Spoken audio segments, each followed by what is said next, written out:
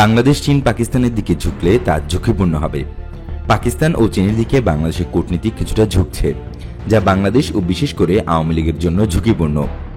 পাকিস্তান ও বাংলাদেশের কূটনীতিতে সাম্প্রতিক ঘটনাবলীর প্রেক্ষিতে বিএনপি দলীয় সাংসদ মোহাম্মদ হারুন রশিদ বলেন, এই প্রবণতা বাংলাদেশের পাশাপাশি আওয়ামী লীগের জন্য ঝুঁকিপূর্ণ হবে।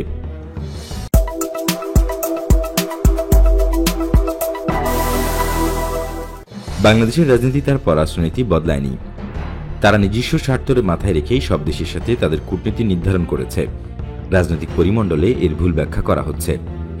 ভারত বাংলাদেশ সম্পর্ক এতদিন ধরে ছিল বিশ্বাস অবিশ্বাসের ব্র্যাকেটে বন্দী।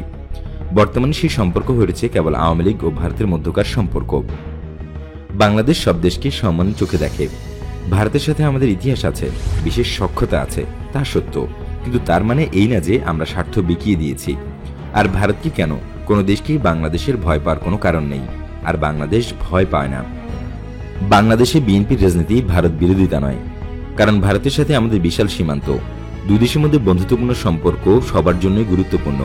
কিন্তু এখন ভারতে যা হচ্ছে, অর্থাৎ সাম্প্রদায়িক শক্তির উত্থান, তা কংগ্রেস আমলে ছিলেন না, মোদী আমলে তা হচ্ছে।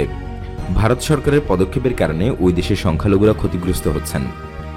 বিজেপি ক্ষমতায় আসায় ভারতের সাম্প্রদায়িক শক্তি যেভাবে বেড়েছে, আর এ নিয়ে বাংলাদেশের যথেষ্ট উদ্বিগ্ন হওয়ার কারণও আছে।